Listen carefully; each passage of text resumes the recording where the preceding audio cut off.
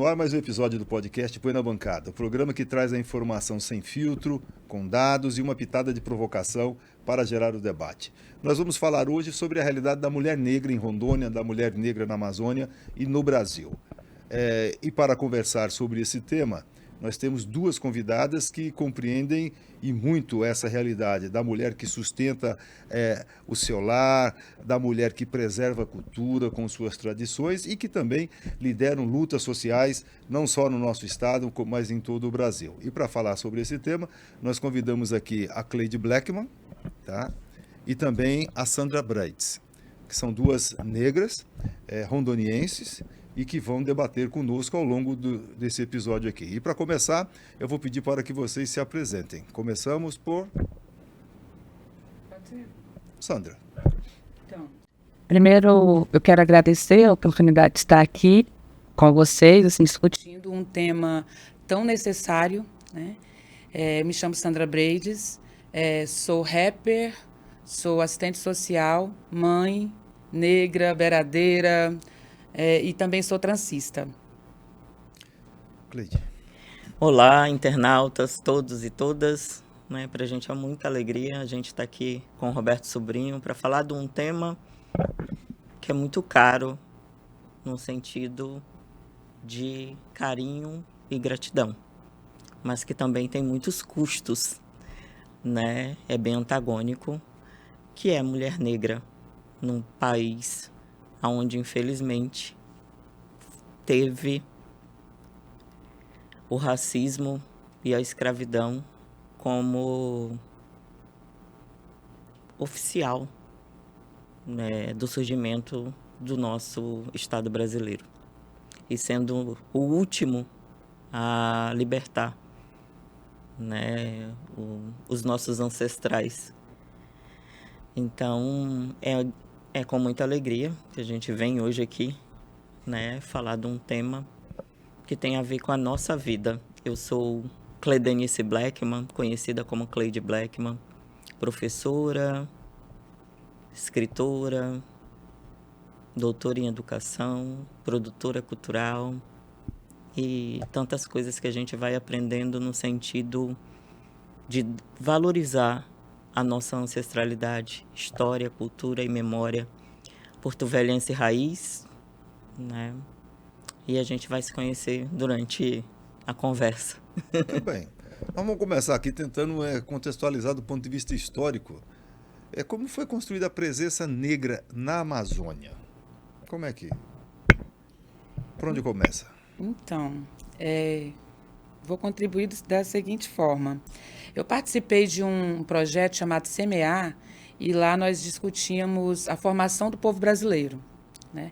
Dentro desse módulo, que era um módulo de arte e cultura também, né, nós estudamos que Rondônia ela se formou através dos ciclos econômicos, né, dos ciclos migratórios, né? Primeiro o ciclo da borracha, né, depois o ciclo da construção da estrada de ferro Madeira Mamoré, ciclo dos minérios, né, que é ouro, casterita, e por último, que eu também considero como um ciclo migratório e econômico, foi a construção das usinas hidrelétricas também, que teve esse movimento migratório, né? Então, acho que a partir daí, dessa migração aí, desse acúmulo populacional, é que acontece esse boom, né, em Porto Velho, e a gente tem esse povo miscigenado, né, com a sua própria cultura também. A gente às vezes fala assim, mas Rondônia não tem cultura, né? Na verdade, a gente exalta outras culturas, mas a partir dessa mistura, a gente vê que a gente foi formando outras culturas, outra forma de falar, né? A gente tem muito na nossa fala a questão do nordestino, né? O pessoal do sul também que veio para cá e que colonizou, não, que está nessa parte do sul de Rondônia mesmo, né? A gente vê muito impregnada a cultura desse povo, mas também, a partir dessa cultura, a gente foi criando uma cultura local, né? Hoje, a gente fala muito dessa questão do beiradês, né? Do beiradeiro, que é algo que foi formado por nós aqui, da beira do rio, como uma identidade construída própria mesmo, nossa. Cleide, os seus ancestrais fizeram parte do início da presença negra na região de Rondônia aqui. Diga pra gente aí, conta pra gente aí um pouco dessa chegada dos negros ao nosso território. Eu esqueci também de apresentar, eu também sou historiadora, né? Então a gente não pode esquecer da presença negra a partir de Teresa de Benguela, né? Da questão da festa do divino, né? Dos quilombos, do Vale do Guaporé, que é a presença importante da negritude inicial, né? Nos estudos históricos amazônicos, se inicia por lá e depois vem com essa comunidade. Ainda lá no Vale do Guaporé. Me parece que tem os quilombos. Como é que se deu a formação desses quilombos lá? Isso é o quê? Nós estamos falando do século XIX? 18, né? Negros, negras, crianças, né? No geral, que tentava fugir, né? Da vida escravocrata e se juntava e fazia uma grande cidade resistente, né, onde tem uma presença também indígena muito forte, né, e a gente não pode esquecer, então acaba sendo também uma comunidade em certos momentos afro-indígena, né, a gente tem a festa do Divino, né, em várias regiões que ela vai passando, passa por Guajará, São Miguel, são mais de 30 lugares, inclusive também tem a parte da Bolívia, né, que é uma tradição cultural altamente de uma linhagem negra, né, o Vale do Guaporé. E os seus descendentes? Os meus, uma parte, né, a parte materna. O meu bisavô, ele veio para trabalhar na construção da estrada de ferro Madeira-Mamoré. Preston Blackman, Constância Goldruis, minha bisavó, e uma tia-avó chamada Miriam Goldruis. Segundo informações dos mais antigos, a Miriam não se adaptou e retornou para Barbados. E a outra parte, ribeirinha, afro-indígena, né? A gente tem até uma ligação também com o Vale do Guaporé, uma senhora, né, chamada, prima da nossa família, prima da minha avó, Francisquinha do Vale do Guaporé. Eu, diante desses meus estudos, né, acabou me procurando, lembra muito a feição da minha avó, beiradeira, e que inclusive a gente está fazendo a animação que começa com essa mistura afro-indígena, que é a presença da minha avó, analfabeta, ribeirinha. Morei minha vida toda, mais de 20 anos, aonde passava a linha férreo no quilômetro 1, no bairro Triângulo, à beira do Madeira, por isso que todos os meus escritos, no geral, é do Mar do Caribe, à beira do Madeira, aonde a gente vem fazendo essa cartografia, né? Cartografia social dessa população negra, imigrante do Caribe inglês. Antes de Blackman, essa população era conhecida como sendo os barbadianos. E eu lá na universidade, meu primeiro curso é História, na Uni, 2003, entrei na época do período da cota, né, da luta pela cota, 2003, assim também como a Lei 10.369, né, terminei em 2006, não fui beneficiada com cota, né, mas a gente luta para que continue, porque é uma tentativa de uma reparação do que os nossos ancestrais, do que os nossos avós, tataravós, bisavós e as pessoas negras que se tem hoje, né? Uma tentativa.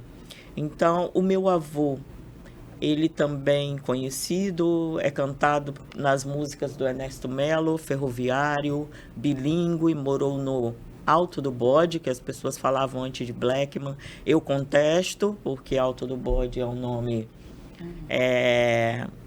que passa racismo, preconceito, estigmatizado. Então, a gente coloca aqui nos nossos escritos que esse bairro, que seria o primeiro bairro que surgiu ali próximo à Estrada de Ferro Madeira-Mamoré, onde hoje é a Feira Livre, lá tem um córrego, né?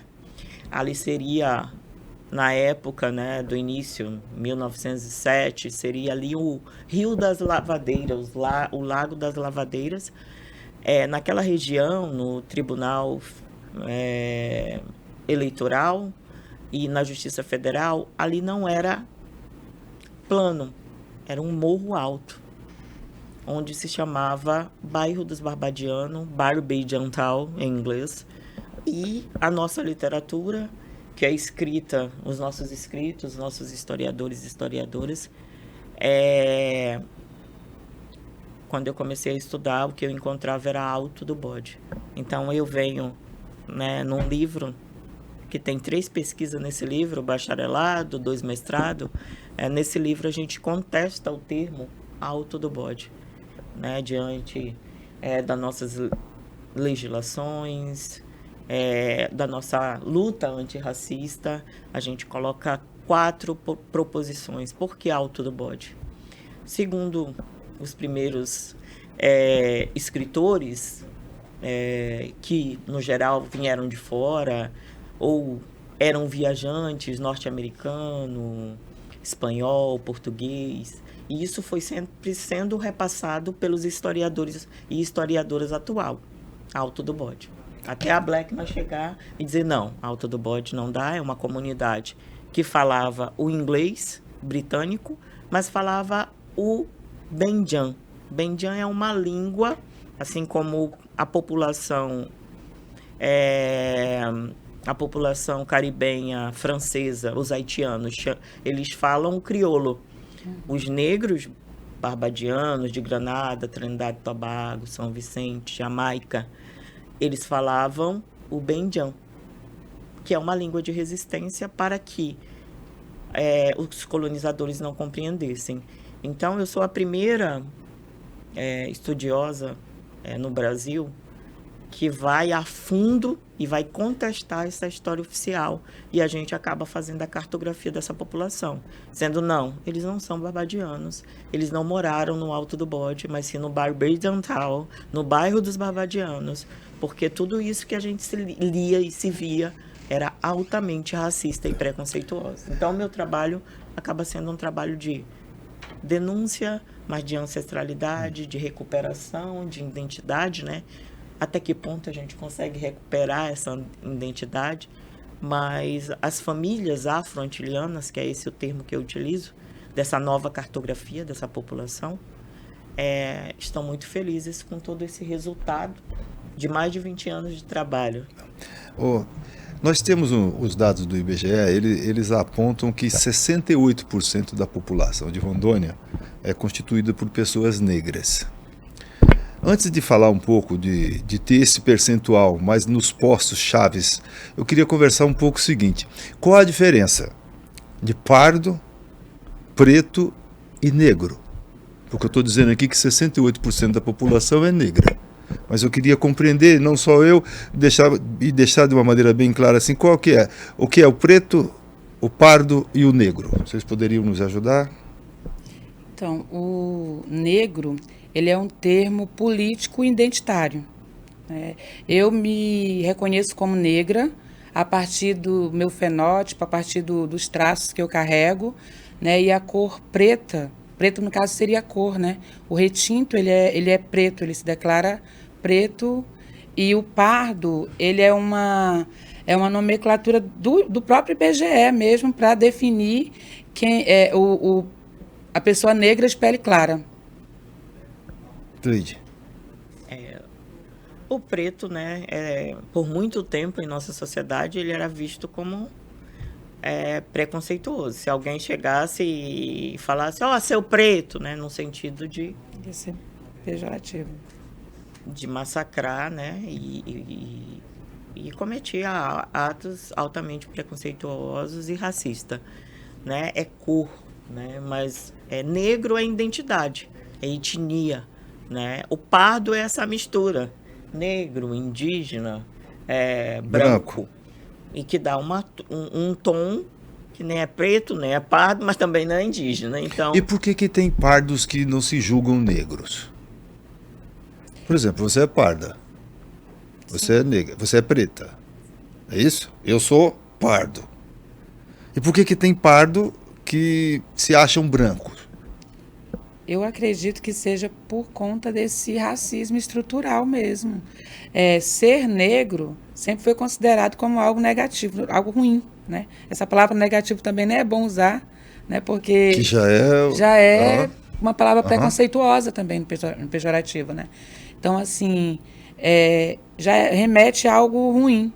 Então, dentro da nossa fala, do nosso modo de falar também, foram construídos e a gente foi reforçando essas falas, né? Por exemplo, lista negra, né? Você vai entrar na lista negra, vai entrar para uma lista que é ruim, né? Tudo que é relacionado ao negro não era bom. Então, hoje tem muita gente que reluta em dizer que é negro, né? E essa autodeclaração da negritude, ela começa também a ser trabalhada de um tempo para cá. Porque eu lembro que quando eu ainda estava no ensino médio, no ensino fundamental, eu não me reconhecia como negra, né? Porque eu era mais clara, tinha pele mais clara, apesar de que me apelidavam de Tição, né? Vara de Tição, porque eu era magra, né? Aí cabelo crespo, então o pessoal chamava Vara de Tição, como uma forma de me ofender. Aí quando você fala, Cleide, do bairro, né? Alto do Bode, que é um termo completamente racista, né? Eu concordo com você, porque o que é o racismo? Ele vem para desumanizar a pessoa, né? Sim. Ele tira de você o título de humano, né? Para uma pessoa humana, e dá para você um nome de macaco, né? De bode, vara, de tição, no meu caso, né? Então, assim, são ofensivos e tira da gente essa condição humana. Sim. Pois não. Aproveitando aqui a fala da Sandra, né? No nosso país, houve a construção da identidade, né? Assim como em outros, né? Todos os países existe a construção da identidade. E a nossa construção identitária é europeia, é baseada na Europa, é branca, né? Tudo que é preto, tudo que é de outra etnia é desqualificado, mas principalmente daquela população que foi escravizada no Brasil, que foi a população que veio das Áfricas, né? Das diásporas, né? Então, tem uma autora, né, que eu gosto muito. É uma psiquiatra, não sei se vocês conhecem. É a Neuza Santos. Neuza Santos é uma psiquiatra ativista na década de 80, no Rio de Janeiro. Ela tem um livro chamado Tornar-se Negra, que é justamente que o nosso sistema político, econômico, cultural, ele é tão racista e ele é tão provocador no sentido de formar essa identidade branca, que os livros, que agora que é tipo a minha história, agora é que a gente está combatendo.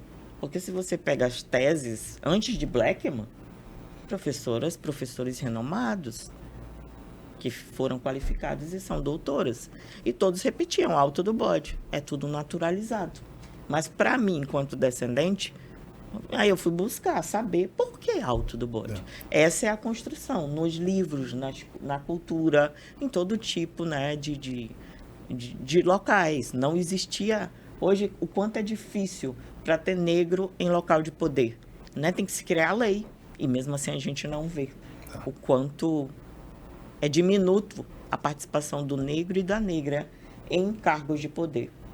Tem que existir as cotas. Nós estamos indo para um breve intervalo aqui, mas eu queria deixar uma pergunta no ar aqui. O patriarcado, ele se impõe da mesma forma às mulheres brancas e às mulheres negras ou não? A gente vai para o intervalo e volta rapidinho.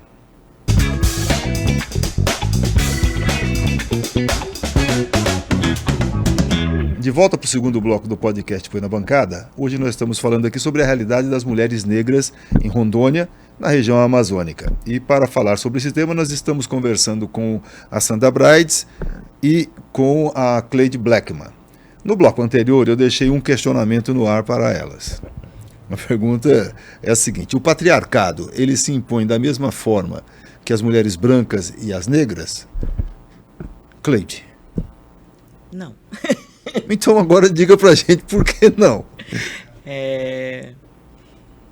Quando eu estava fazendo meus estudos sobre as mulheres negras aqui na nossa Rondônia que ela não aparecia, aqui na nossa Porto Velho, na educação. E a educação aqui ela começou negra e as mulheres não apareciam.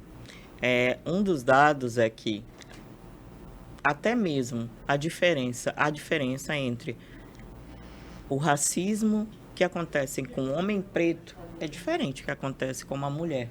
A mulher preta, ela sofre racismo, por exemplo, 3 vezes mais. Ela trabalha, tudo é mais.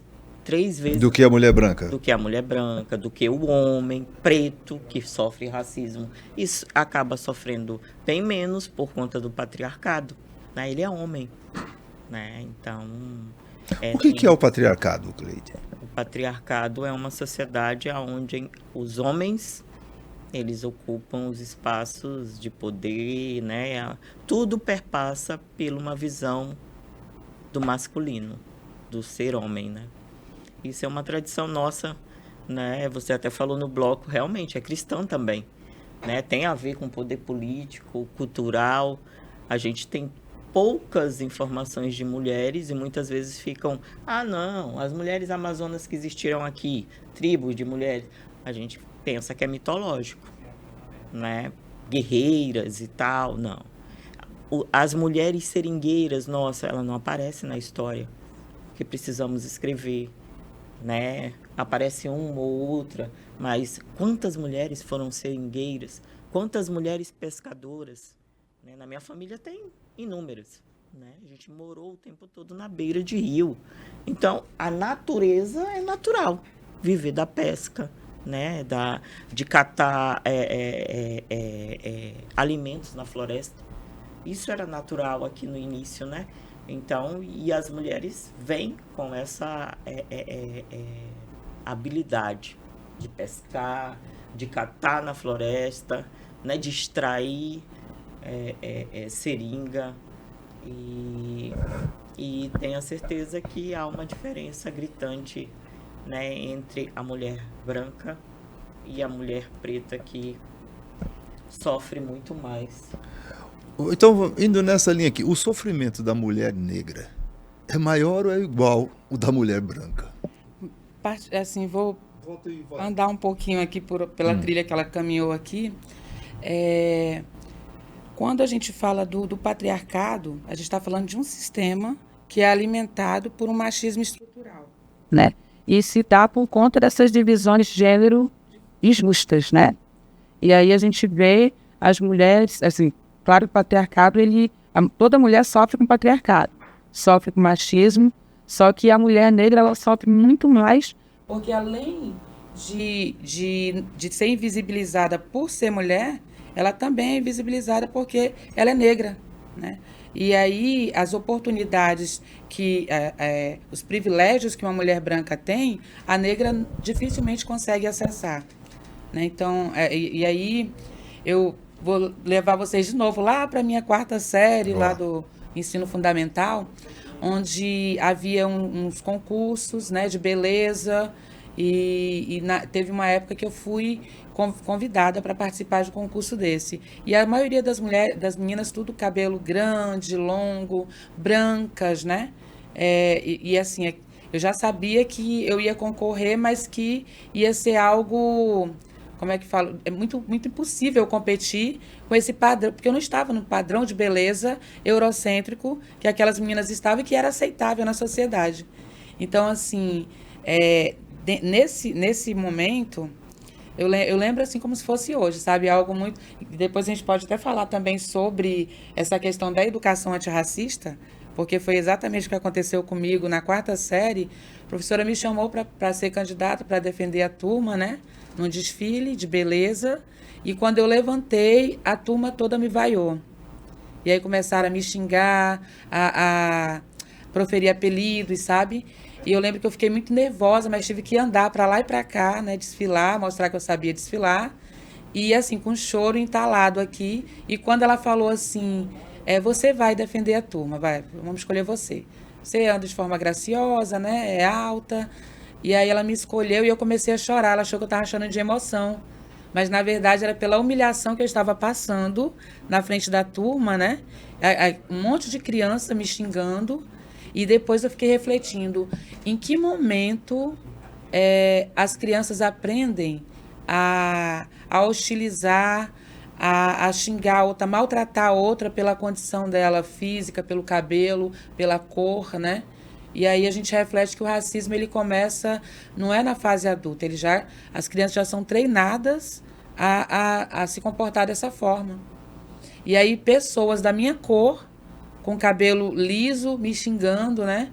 Isso fez com que depois eu quisesse entrar dentro desse padrão eurocêntrico também, alisando o cabelo, né? Modificando o meu corpo também, né? Eu não fiz nenhuma cirurgia para modificar o corpo, mas assim, a gente evita engordar um pouco a mais, porque a nossa tendência é sempre estar uns quilos a mais, né? A gente é negra, então a gente tem coxa, tem bunda, tem quadril, a gente fica tentando se manter dentro desse padrão e a gente acaba sofrendo. Então, assim, como mulher negra, eu digo que a gente sofre muito mais do que as mulheres. As mulheres brancas, né? Elas têm muito mais privilégios. Até complementando, né, você, na verdade, o que você disse está totalmente correto.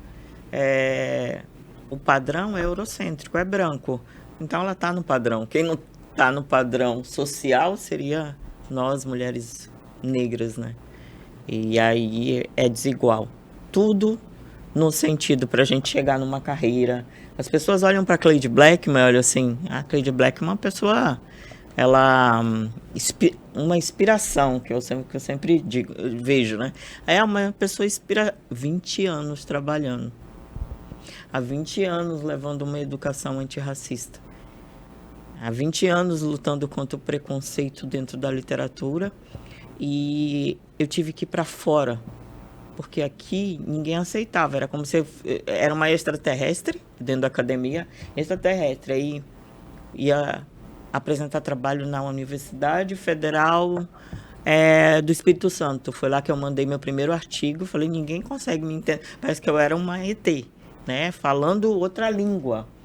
Por quê? A língua que se tinha é a língua patriarcal, eurocêntrica. E uma mulher negra, mesmo nascida aqui, na academia, querendo contestar, tá certo isso aqui. Não, não pode. Aí recebi uma bolsa de doutorado para estudar em Sevilha. Então, a minha vida, ela sempre foi de fora para dentro. Eu só fui aceita enquanto pesquisadora, escritora. Todo mundo pensa assim, a Cleide Blackman nasceu agora, 20 anos, né? Eu terminei a primeira graduação em História.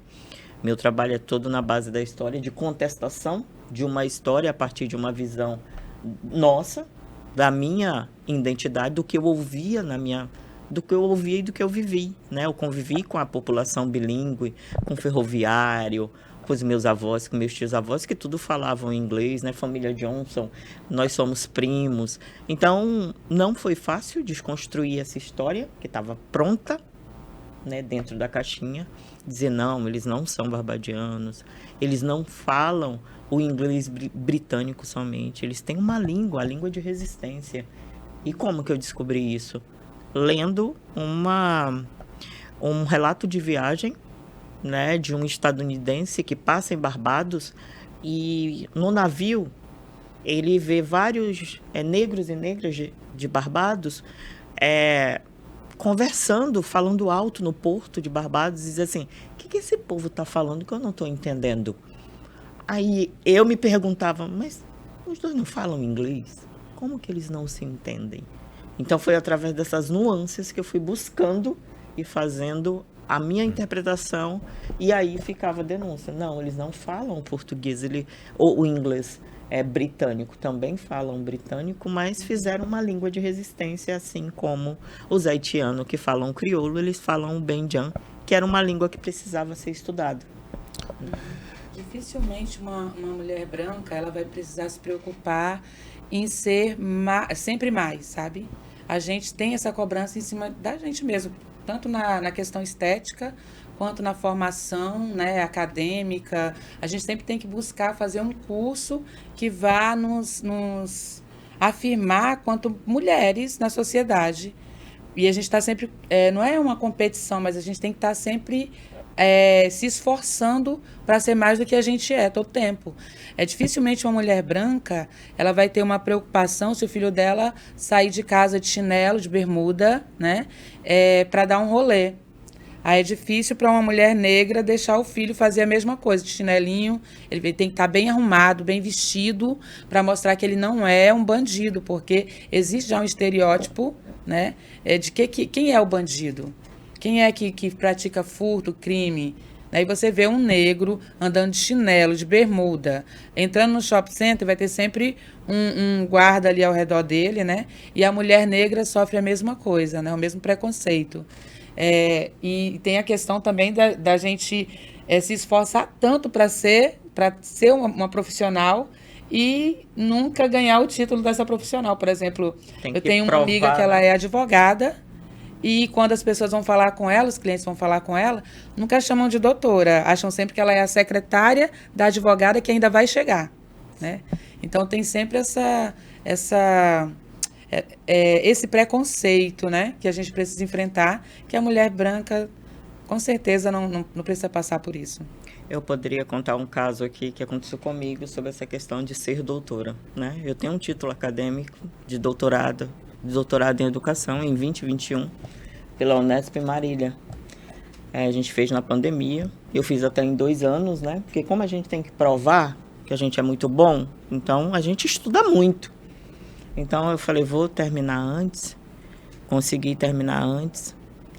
Quando eu voltei para uma escola municipal, eu sou orientadora no município, era orientadora no município de carreira, fiz em 2010, passei 4 anos, e professora desde 99. Eu tinha 65 horas no município, só que em 2009 eu falei, vou fazer biblioteconomia por ser disfônica, ter problema de disfonia. Falei, não dá para ficar 65 horas na rede, né? Aí fiz biblioteconomia, primeiro concurso que eu fiz no IFRO, em 2014, passei em primeiro lugar. Fui para o IFRO, depois eu exonerei a orientação. Quando eu retornei para a prefeitura, depois do doutorado, em 2021, quando eu estava fazendo um ótimo trabalho na bilíngue, de mapeamento, escola bilíngue, que trabalha com alunos que têm deficiência e tem o recurso da Libras, né? E aí, de surdez, né? E aí estava fazendo um ótimo trabalho e uma professora colega, do nada, deixou um documento na orientação, que era um ponto que eu já tinha assinado. Ela estava na secretaria, eu fui lá perguntar, oi, bom dia, que documento é esse? Desse jeito. A senhora levantou, chamou um palavrão. Tu não é doutora, fulana, tal, não sei o quê. Tu não tá vendo que isso é um papel? E gritando. E saiu. Tu é doutora, não trabalha e não sei o quê. Eu demorei a compreender. Esse é só das lutas que as pessoas não veem, né? Até eu entender, né? Fora outros que eu passei dentro do Instituto Federal e outros lugares. O quanto a gente tem que provar e o quanto a gente tem que ser educada, o quanto a gente tem que ser muito boa. Mas títulos tem um lugar para você na sociedade. O lugar para você na sociedade, para a mulher, no geral, é com a vassoura. Não estou desqualificando o trabalho de ninguém. Que minha mãe, ela era serviços gerais no estado e ela se aposentou, a qual eu tenho muito orgulho. Mas isso é para ver a raiz e o que acontece com uma sociedade altamente preconceituosa, né? Uma professora igual a mim, eu amo a educação, tudo que eu sou eu agradeço, mas a pessoa ainda me processou, querendo 20 mil reais, e o processo começa assim, que onde eu chegava, eu falo assim, você sabe com quem você está falando? Com a doutora, né, que eu dizia que a doutora, como se eu fosse dando carteirada, que eu não trabalhava e tal. Foi um momento muito difícil da minha vida, assim, né? Você acreditar na educação, você trabalhar com projeto antirracista e, de repente, a gente sabe de todos os problemas que a gente tem na educação, dos transtornos, né, hoje mentais, que são em alta. Mas o que eu vivi, na verdade, é a prática do racismo. Tá. Né? Eu queria que a gente falasse um pouco agora, né, das últimas conquistas, assim, das políticas públicas desse século XXI, acho, né? No século XXI, que tem sido voltada para essa questão das mulheres negras, para a questão do povo negro. Como é que vocês têm visto isso? Política de cotas, a questão dos estudos nas escolas públicas, como é que vocês têm visto essas políticas públicas recentes? Eu vejo como um momento, tudo que é ligado à questão da nossa negritude, mulher negra, é questão de luta, resistência, persistência, insistência sempre. Né? A política de cotas é uma política de tentativa de reparação, mas quantas pessoas querem derrubar?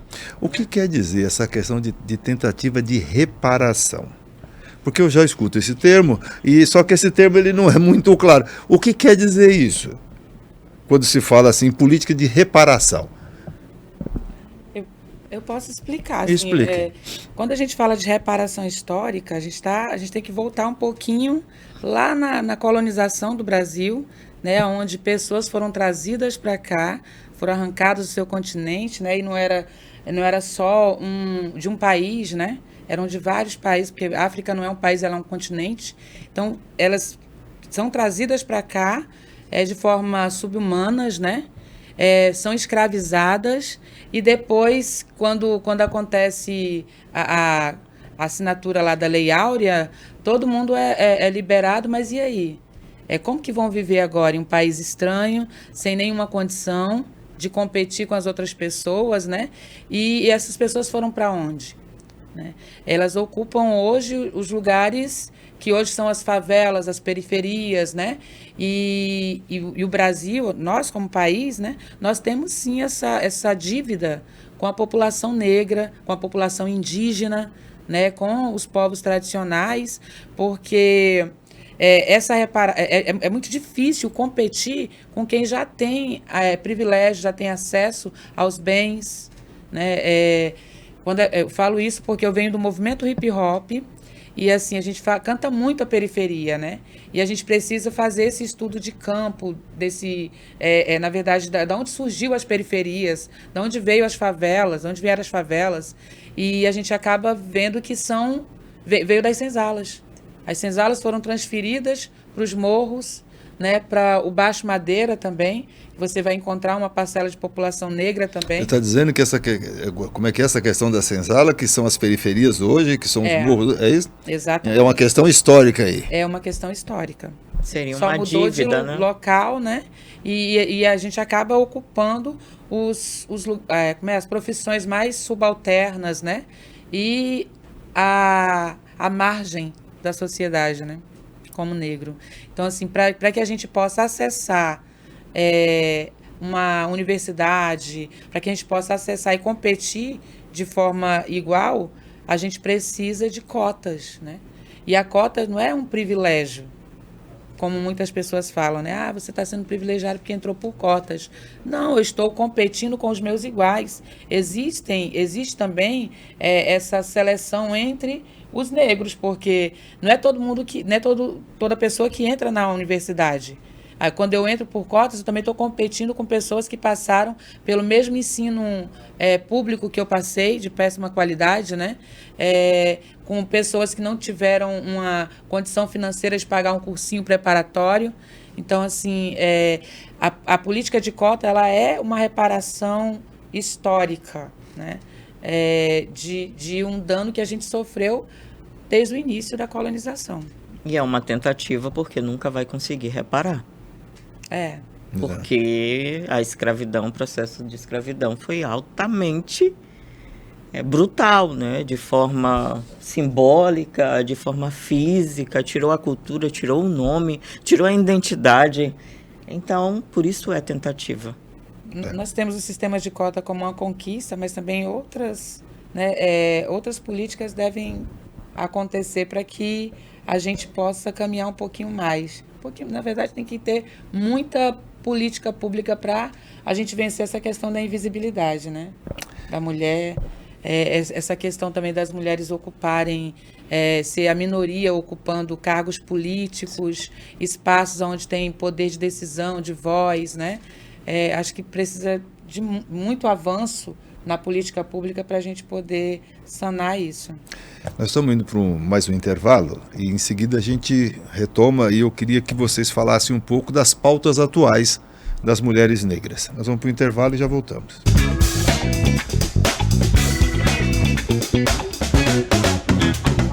Volta para o terceiro bloco do podcast Boi na Bancada. Hoje nós estamos conversando sobre a realidade das mulheres negras em Rondônia. E para falar sobre esse tema, nós estamos conversando aqui com a Sandra Breit e com a Cleide Blackman. No bloco anterior, eu deixei um questionamento para elas relacionado quais são as pautas atuais das mulheres negras. Então, Roberto, eu trabalho atualmente com mulheres vítimas de violência doméstica, que é uma pauta que vem crescendo muito em Rondônia, no nosso estado, né? E o Brasil também, que hoje está em 5º lugar no ranking do feminicídio, né? Rondônia está em 2º lugar, né? Está entre os 5 primeiros aí. E é algo preocupante. Então, acredito que essa seja uma pauta que a gente precisa avançar, criar a política de segurança pública para as mulheres, né? E aí, quando se trata de mulheres negras, né? E a gente vai olhar os dados, aí a Secretaria de Segurança Pública não nos deixa mentir, né? A maioria dessas mulheres que sofrem violência doméstica, que são vítimas de feminicídio, elas são negras, né? Então, essa violência, essa chacina que tem acontecido, ela tem cor, né? E eu acho que é algo que a gente precisa avançar muito, e são todos os setores pensando junto, toda a sociedade, porque não é algo que... É algo que incomoda todo mundo, né? E não é algo que atinge só as mulheres, né? Atinge a população em geral. Então, acredito que seja uma preocupação de todos, né? De todas. Todos e todas, né? Porque outra vez aqui teve um podcast que ele falava sobre a história de formação do caráter rondoniense.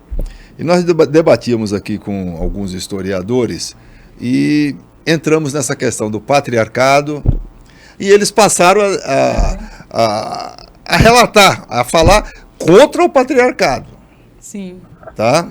Aí depois eu encontrei algumas mulheres e reclamaram para mim o seguinte: olha, se é para falar sobre o patriarcado, você tem que chamar a gente, mulheres, para falar sobre isso. Esse tema é um tema afeto só às mulheres? O tema sobre o patriarcado, Combatê-lo. Combater é um papel de toda a sociedade. De toda a sociedade, com certeza. Pois é, mas eu fui criticado porque os homens falaram combater o patriarcado aqui. Eu entendi. Eu conversei com algumas, eu entendi. E estão corretas. Se é para falar sobre a dor, o sofrimento das mulheres, ninguém melhor do que as mulheres. Elas não precisam de porta-vozes. Eu entendi, foi isso que eu ouvi e eu compreendi. Tem a questão do lugar que fala. A mesma coisa é você chamar um podcast com o tema identidade negra e convocar uma mulher branca para falar sobre... Que trabalha projetos de educação antirracista, né? Porque aí a gente se sente como se fosse... tivesse um laboratório, né? Gostei. Novas pautas. Pautas atuais. Combate à violência doméstica. Combate à violência doméstica. Também sou um bandista, então acredito que uma pauta muito importante seria a questão do racismo religioso, né? A intolerância religiosa. Infelizmente, nós temos aí ainda muitos terreiros sendo atacados, né? Muitas pessoas da nossa fé, Babalorixá, Pai de Santo, que ainda não têm coragem de fazer fachada, inclusive, nos barracões, com medo da represália da população. Né? Aqui em Rondônia, inclusive, nós vivemos em um estado que ele é majoritariamente cristão, né? Existe aí um crescimento das igrejas progressistas, evangélicas, que totalmente intolerantes assim, com Eles vão até as redes sociais, falam mal da nossa religião, demonizam, né? A gente sabe que esse lance de demonizar a religião afro-brasileira, ela já vem desde antes, né? Desde a época da escravidão, todo com essa questão do racismo estrutural. Mas aí hoje, eu fico de boca aberta hoje, assim, com a pessoa ter a petulância, né? A audácia de ir a uma rede social e falar da religião afro como se fosse algo demoníaco, né? E a resposta para isso é: o demônio, o diabo, ele existe na religião cristã. Na nossa religião não existe demônio e diabo, né? Então não tem por que eles demonizarem a nossa religião, sendo que a gente não tem, essa figura foi criada por eles. Então eles que se virem com essa figura para lá e nos deixem em paz, né? Eu tenho uma letra chamada Respeitem Meu Axé, né? Que fala exatamente isso. Minha fé, ela não impede de abraçar quem quer que seja. A gente abraça cristão, abraça católico, né, que também é cristão, abraça muçulmano, abraça qualquer pessoa. A nossa fé não impede, né? Agora, a fé X, Y, Z impede da pessoa ser humana, da pessoa vir e dar um abraço na gente, de respeitar a nossa escolha, a nossa fé, porque fé é algo que é construído na sua individualidade. Fé é algo muito pessoal. Então, não tem por que eu sair do meu recinto e até o teu e te forçar a crer no que eu creio, né? A gente precisa ser mais, não é nem tolerante, porque ser respeitoso mesmo, sabe? Respeitar. Porque o que se tolera, eu acredito que seja algo assim que é inadmissível, sabe? Algo que eu tolero, mas é algo assim que não é legal, sabe? Não é legal para você, né? Pra gente é. E aí é uma discussão assim que não cabe para a sociedade toda, mas é para quem faz parte daquele meio, né? Recentemente, a mãe Zeneida, ela sofreu um ataque público, né? Que foi por um parlamentar, que foi até as redes sociais por conta de um livro que ela estava lançando, Meu Terreiro, Meu Axé. Era um livro infantil que, inclusive, trata dessa questão da educação antirracista nas escolas. Aí ele vai lá e fala que estão ensinando as crianças a adorar demônios, né? A mesma fala que eu fiz antes, né? Demônio não tem na nossa religião. Mas, assim, é um comportamento intolerante, porque até um tempo atrás existia um ensino religioso na escola pública e só se ensinava a fé cristã. Em nenhum momento falavam sobre religião de matriz africana, né? Então, assim, foi proibido o ensino religioso, não foi proibido, mas assim, é algo facultativo, não é isso? E mesmo assim não muda. Está proibido? Não está mais. Porque eles continuam, os pastores, né? Continuam indo até as escolas, né, fazendo as atividades deles, sem nenhuma interferência. Mas se alguém da religião de matriz africana chegar próximo da igreja, ela é fotografada, ela é exposta. E a mãe Zeneida, ela teve a vida toda exposta e várias pessoas xingaram ela, atacaram ela nas redes sociais, na frente da casa dela também, né? E eram pessoas que são tementes a Deus, né? A Cristo, que para mim é um exemplo de pessoa, sabe? Que passou pela terra, que teve todos aqueles, disseminou todos aqueles ensinamentos, mas aí os adeptos ao cristianismo não podem ser, não tem que ser igual a ele, tem que ser diferente, não querendo julgar, mas já julgando, né? Aonde que está o amor desse povo, né? Então é preciso fazer políticas públicas para poder proteger também a fé de cada um, que é algo individual. Cleide, políticas públicas. A Sandra já falou de várias aí. Eu acredito que a gente, de 2016 para cá, sofreu um retrocesso muito grande, dando continuidade à fala, na verdade, da Sandra. Esse retrocesso, ele impacta na nossa sociedade de maneira geral, onde uma visão bem de ultradireita toma conta, principalmente do nosso estado, de Rondônia, né, que infelizmente protagoniza esse espaço.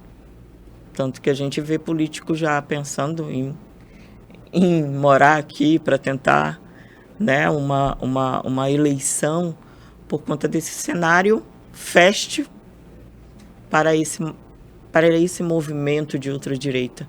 E isso faz resultados como esse de um livro, né? Isso é ditadura, né? Isso é medieval, isso é da história antiga, né? Aniquilando uns aos outros sem respeitar a cultura e a identidade religiosa do outro e sem conhecer, altamente racista e preconceituosos. Então, banir um livro não foi o único livro, né? Nos anos de 2016 até acho que 2021, 22, sofremos muito essa questão de retirada de livros, né? Parecia uma inquisição, tira tal livro porque esse livro aqui se tratasse de temas que a visão ultradireita diz não pertencer ao momento, retira, né? Então, é um momento que a gente agora está tentando se recompor, né? Desse momento que eu acho que deve ficar para trás, ser banido, né? E que a gente venha com políticas realmente democráticas, de respeito, e também pensando que a nossa sociedade, como a Sandra falou, né? Mas podem fazer culto na visão da fé cristã, porque o nosso mundo ele é eurocêntrico cristão. Então você pode falar dessa visão, né? Não está no currículo, mas você festeja o Natal. O Natal é altamente, né? Você festeja a Páscoa.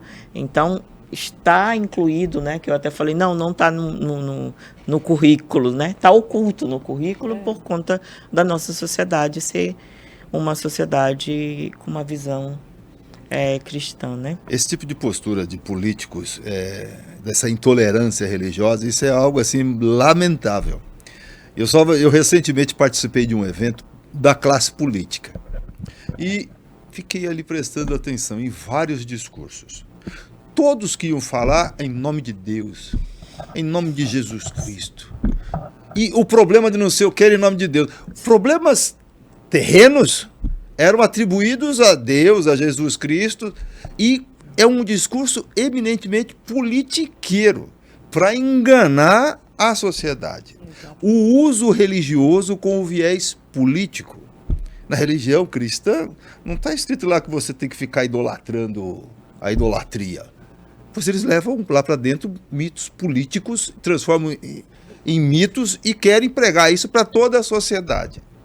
Isso é intolerância e é manobra política de políticos sem qualidade, que usam a religião para enganar o povo. Episódios como esse são muitos que há por aí. E há muitos políticos que aproveitam da boa fé das pessoas, em nome dessa religiosidade, para satisfazer interesses pessoais, próprios, e não da comunidade. Mas voltando aqui para o nosso tema, eu só queria que vocês falassem um pouco assim, as perspectivas para a juventude negra de Rondônia. Nós já abordamos aqui algumas questões relacionadas a esse processo histórico, as dificuldades, essa questão da senzala para as periferias, negócio bem bacana, mas para os nossos jovens negros, o que a gente pode pensar assim do ponto de perspectiva futura? Eu acho que a gente caminha a passos bem lentos, que a gente precisa realmente efetivar as políticas. A gente está num processo ainda, acho que de processo mental de formação de comunidades negras. Nem todo mundo... A Sandra falou, eu também demorei a me identificar como negra. Sim. Você não se reconhece, porque você não tinha... Hoje você já tem. Então é um ganho para essa juventude. Hoje você tem pouco, mas você pode se reconhecer num filme. Aí eu cito Malês, né?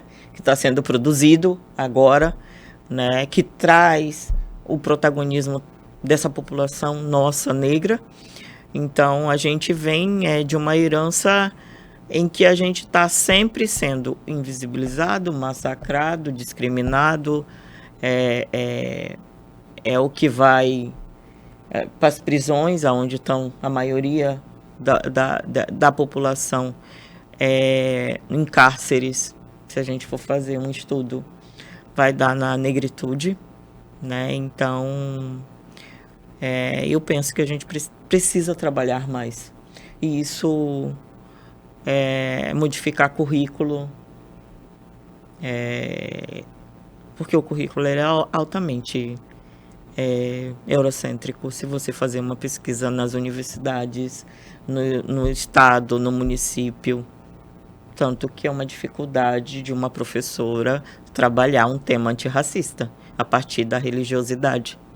Ela está apresentando a história da religião, mas não pode, porque tem que ser a história da religião cristã, né? Então, mas pelo menos hoje a juventude tem, né? Mas eu digo ainda que é bem insignificante, porque o nosso sistema ele é massacradamente elitista, branco, patriarcal. Sandra. Eu acredito assim que para a juventude, né, não mudou muita coisa, sabe? Eu lembro que a gente discutia projetos de política pública para a juventude em 2008, né, quando a gente estava na juventude do PT, né, que era o partido que eu sou filiada, e aí a gente já falava sobre essa questão da consciência de classe, como era difícil discutir consciência de classe com a juventude, né? E aí você traz essa questão também da consciência da negritude, né? Já trazendo já para a parte da juventude negra. Então, acho que a gente precisa de políticas que reforcem isso, sabe? Essa cultura negra dentro das escolas, né? A gente começa com essa educação antirracista, que pode ir do ensino fundamental até as instituições em geral. As universidades, sabe? Para trazer essa consciência de identidade à juventude negra, né? E aí, a partir daí, trabalhar também a questão da segurança pública, porque, infelizmente, os nossos jovens, as nossas jovens, ainda são alvo da violência, né? Não só da violência, que eu digo, patrimonial, né? Né? Tem violência e tem violência. Tem a violência que a mulher branca sofre e tem a violência que a mulher negra sofre. Tem a violência que o jovem branco sofre e o jovem branco, geralmente, ele reclama porque ele foi assaltado na rua, e já o jovem negro, não, ele é abordado por policiais, né? Então, quando a gente fala de segurança pública para a juventude negra, a gente fala desde uma reciclagem dentro desses organismos que seriam para proteção e que acabam sendo fazendo abordagem truculentas, né? E acabam sendo criminosos na forma de agir com a nossa juventude. Aí a questão das cotas, eu acho que a gente precisa ampliar um pouco mais, né? Precisa ter cursos profissionalizantes para essa juventude, gratuitos, né? Porque tem muito curso bom, mas você tem que pagar. E aí eu acompanho alguns jovens, né, dentro dos movimentos que estudam, trabalham, né, e não conseguem bancar um curso preparatório para concurso, para competir em uma instituição, né, com outras pessoas que tiveram um ensino melhor. Então, acredito que... Nós estamos caminhando para o final do nosso programa, mas eu queria que vocês mandassem uma mensagem para as mulheres negras, brancas. Eu tenho... Uma mensagem. Então, eu falei para vocês que eu sou rapper, né? E a gente tem sempre... Eu estou rondando agora o Brasil em uma turnê do Sonora Brasil. Em todo canto que eu chego, toda cidade que eu chego apresentando o nosso número, que é o Paneiro do Norte, tem uma música que eu canto que chama Me Respeita, que fala muito dessa minha trajetória Canta pra gente um pedacinho. Dentro do movimento hip hop, sabe? Porque como o movimento hip hop é um meio muito masculinizado, né? Eu sofri alguns preconceitos lá dentro. E para permanecer dentro desse espaço, eu tive que resistir e exigir esse respeito, né?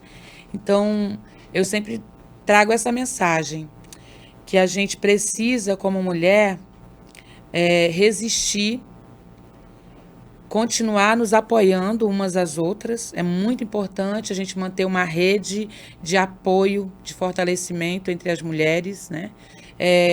Também levar essa discussão sobre gênero para toda a sociedade em geral, tanto homens como mulheres, crianças, jovens, né? E eu levo essa mensagem também sobre sair do ciclo da violência. A mulher ela precisa se perceber dentro do ciclo da violência e observar todos os sinais, não admitir nenhum tipo de violência dentro da sua casa, né? Fora da sua casa, denunciar, fazer uso de todos os recursos de denúncia, né? Para que não seja vítima da violência e para que a gente ajude a diminuir esses índices aí que são alarmantes. Cleide, Então, mas você não cantou um pedacinho do rap? Tô sempre na espreita e pronta pro ataque, seguro o baque. Intitulada, tipo assim, majoritária, IDF é minha sigla, atitude feminina e a escola é FAC. Então, por qualquer um, não aceito ser julgada. Se olhe no espelho e limpe antes sua cara. Só por eu ser mulher, quer pisar em cima? Chegou a minha vez, vou fazer isso na rima. A idade da pedra já passou, o homem das cavernas não existe mais, morou? Sei que sou protegida por um ser celestial, que guia meus caminhos me afastando do mal. Que justiça seja feita, cedo ou mais tarde, e que no futuro se ajoelhem os covardes. Escuta esse recado, vê se não dá mancada. Quem diz estar com tudo, às vezes não tá com nada. Te digo, sou quem sou, eu não quero mudar. Se eu tropeçar e cair, vou saber me levantar. Não perca o seu tempo tentando alugar minha mente. Ei, vê se não me amola, que eu tô seguindo em frente. Muito bem, muito bem. Cleide, nós estamos encerrando. Então, minha mensagem final é que, para nós, mulheres, né, é que a gente continue nesse nosso enfrentamento que vem de longe, né, de muito longe. E eu vou chamar uma pessoa que eu gosto muito, Conceição Evaristo. Tava pensando. E ela sempre diz em suas falas, eu tive o prazer de conhecê-la no Rio de Janeiro, ela doar todas as obras dela para eu trazer para Rondônia, eu doei para a universidade, eu estava lá na época, na Uni, e eu doei todo do Mar do Caribe, e aquilo é uma entidade, né? Foi uma tarde muito feliz no Rio de Janeiro, e ela sempre diz nas suas falas, e eu tomo isso para mim como referência, eu sou uma pessoa que, apesar de tudo que passei na vida, vim lá da beira do Madeira, de casa simples, de madeira, que alagava, sofri várias alagações, mas eu tinha algo em mim, que não é de mim, que só pode ser da ancestralidade, autoestima muito alta. Eu sou filha única e eu sempre me reconstruo. E tudo que eu faço, eu tomo como referência essa fala. Eu não estou aqui... Claro que é maravilhoso ser primeiro lugar, segundo lugar. Eu não estou aqui para ser primeiro, segundo, terceiro lugar. Mas o meu objetivo social, enquanto produtora cultural, porto-velhense, raiz, ribeirinha, neta e bisneta de barbadiano, é abrir caminhos. E que as outras mulheres venham com a gente. A gente precisa se fortalecer. Porque assim como a sociedade é altamente eurocêntrica, a gente sente falta dessa sororidade real, verdadeira, de parceria, né? Não só de mulheres, mas de uma sociedade que prima pelo respeito a todos e todas. Mas, no caso, a gente está aqui representando as mulheres negras. Então, venham com a gente, que a gente precisa. E muito obrigada pela oportunidade. Eu agradeço muito a presença de vocês, gostei muito do nosso bate-papo aqui e espero que vocês que nos assistiram também tenham gostado. Conversar aqui com a Sandra, conversar com a Cleide, sem dúvida nenhuma, nos dá uma perspectiva da realidade da mulher negra no nosso estado, não só nesse momento, mas em toda a sua história. Muito obrigado por terem assistido. Me fazem refletir. Fazem refletir. Eu estou sempre na minha. Eu tô na minha. Não posso mais fugir. Eu não posso mais fugir, não posso mais. Cabelo enrolado. O meu cabelo enrolado. Todos querem imitar. Todos querem imitar. Eles estão baratinados. Baratinados. Também querem enrolar. Cês usam achando que é moda, não tem pra ter. Você ri da minha roupa. Você que da minha roupa. Você ri do meu cabelo. E do meu cabelo. Você ri da minha pele. Aí não, da pele não, se liga, irmão. Você ri do meu sorriso. A verdade é que você A verdade é que todo brasileiro